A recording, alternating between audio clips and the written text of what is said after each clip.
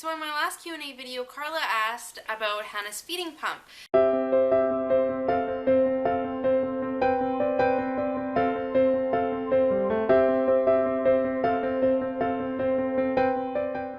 Like how it works and everything about that, so I want to dedicate a whole video just to feeding pumps. Now, this is probably going to be boring for a lot of people, so I don't care if you don't watch it, but I love this idea. A lot of people do not know what feeding pumps are or what, like, how to use them.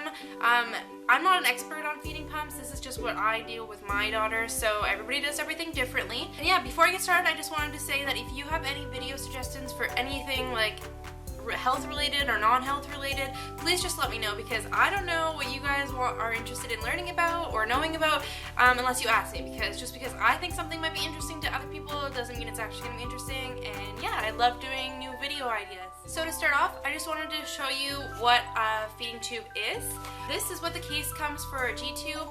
She currently has a Mickey low profile gastrostomy feeding tube. So gastrostomy is the G for G-tube. And this number, 14 French, is how wide right here is. So the hole, like, say like my earring hole, you know how it's like just a tiny little pinhole? That's how thick the hole is. And 1.5 centimeters is how long this piece is, just to the balloon.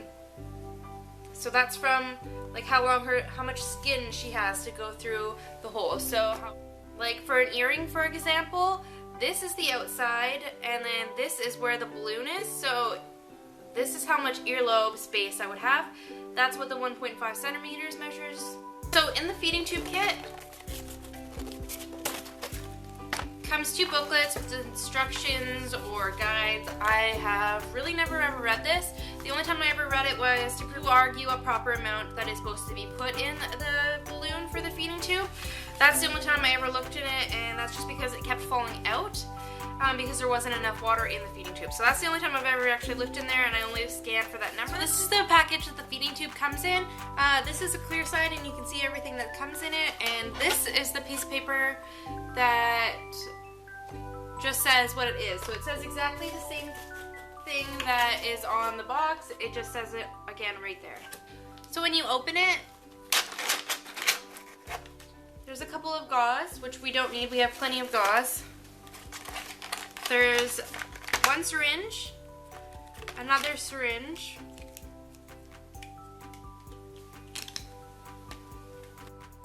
there's an extension for bolus feed, which we don't do.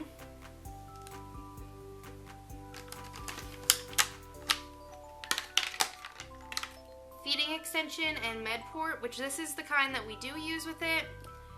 And then here's the tiny G-tube.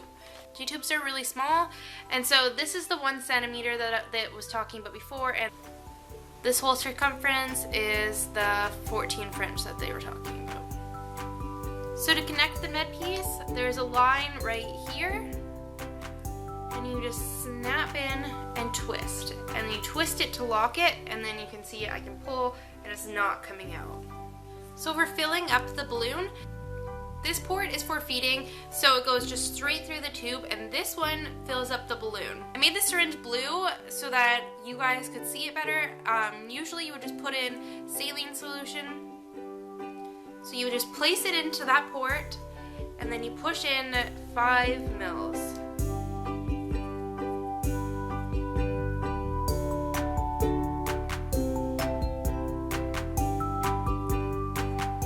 What it looks like inside her stomach. So this is her stomach wall, and then this is the balloon, and this is the attachment.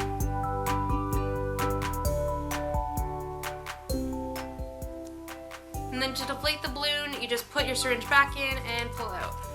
So for any of you who have been following us for a little while, you'll know that Hannah's only had a G-tube since September. Before that, she used to have a J-tube, so I thought I would quickly show you what a J-tube is, and I just have another box of the J-tube. So inside this box, it's the exact same books that we don't need, and this package. So I'm not going to show you everything that's in the box. I'm just going to show you the feeding tube, because there's quite a difference between a G-tube and a J-tube. So this is a J-tube, and as you can see, it's quite a bit bigger than the G-tube. Why you would have a J-tube over a G-tube is if your child had If you have lots of reflux, a J tube actually goes into your jejunum, so that's part of your intestine, and a G tube just goes into your stomach. You actually need to go into radiology to have this placed in, because they need to put it into your stomach with a wire through it and guide it to the small intestine. And it has to be in the small intestine, or it'll just be wrapped up in your stomach, irritating it, and your food will be going into your stomach, which will then make you puke. So now that you kind of know what the feeding tube looks like, this is what her feeding pump looks like.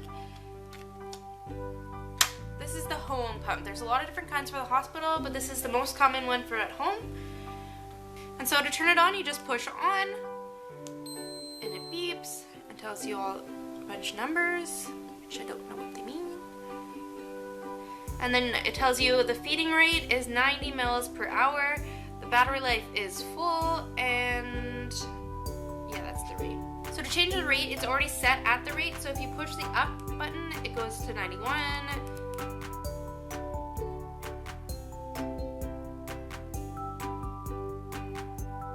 So the highest rate is 600, and the lowest is probably 1. So the rate means what it runs at, and dose means how much she gets.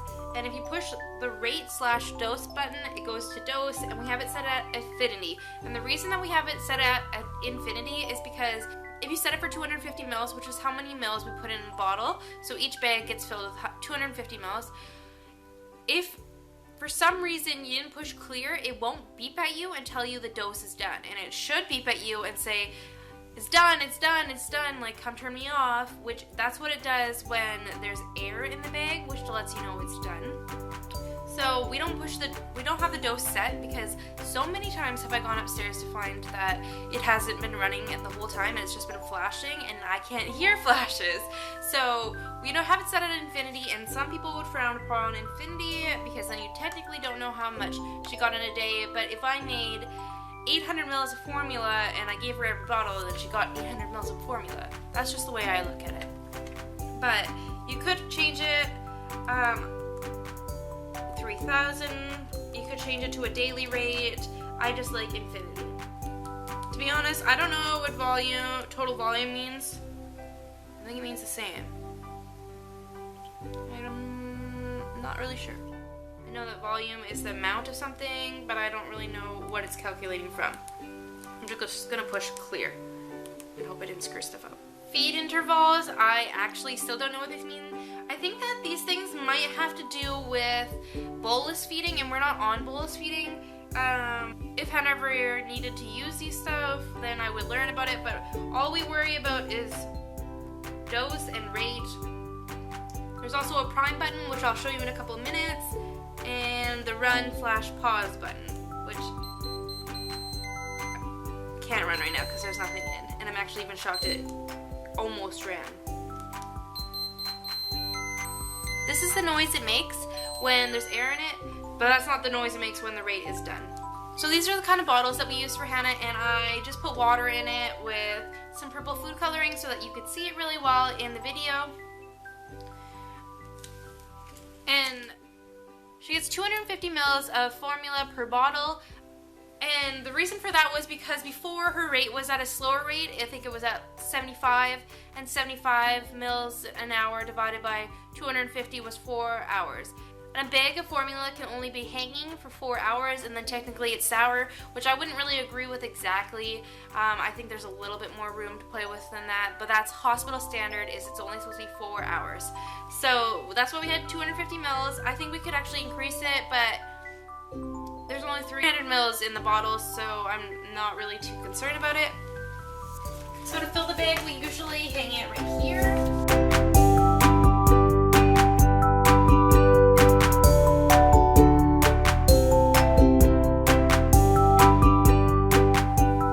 Water drop on this piece. You push the water drop and then it flows through the tube. Another cheat to this is if you want to walk away, you could put a clothespin right here and just walk away. To hook it up to the machine, you just place it around here and snap it down,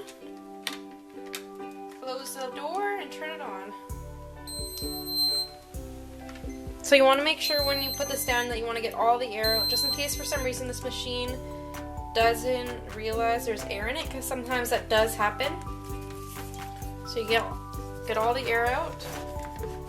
The door's closed, you push prime, there's no air, then you push run again.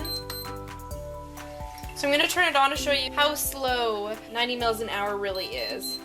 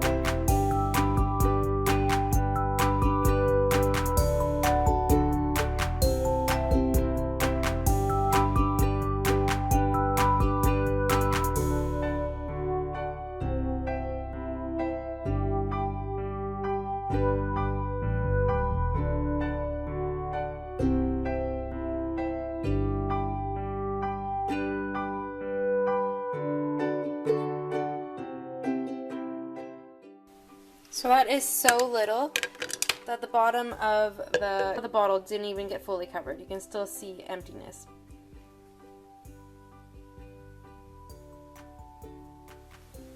So I just want to demonstrate her feeding backpack. I ordered this online. This is not the one that came in with the feeding pump. I ordered this on a Facebook page, and as you can tell, it's well used. There's formula stains all over it. There's a clip to hang the bag and also to secure the pump. There's also a hole so that the tube can go through the hole.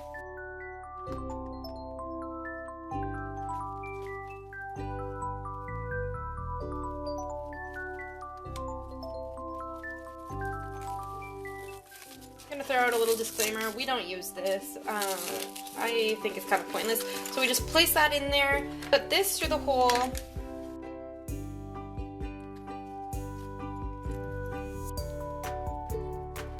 and we zip it up.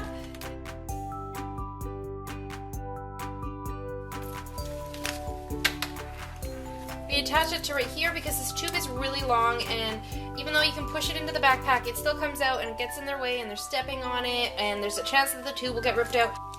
This backpack has a snap clip, which is awesome, especially if your child tries to take off the backpack, which Hannah doesn't, but it is just still nice to have.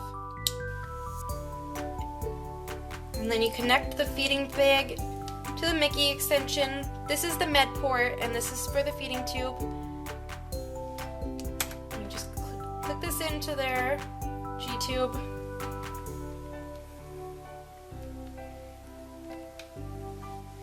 And then you push start. I think she's just starting to comprehend what a sister is, and when she was in the backseat of the car after I picked her up from work the other day, she said something, and I can't remember what it is, and the music was up, and I was in the front seat and she's in the back, and like I said, well, technically you have two sisters, but I wasn't saying it like, oh no Haley, you have two sisters. Like, I didn't even think she'd hear me, and didn't think she'd understand me, and she was like, no, I only have one sister. I only have one sister, and was like freaking out, kind of like arguing with me, but I didn't really like respond back and say anything. But she definitely understands what a sister means. So then that got me thinking that, should I tell her that technically she has a sister and a brother? And so this is the part that's probably news to everybody, because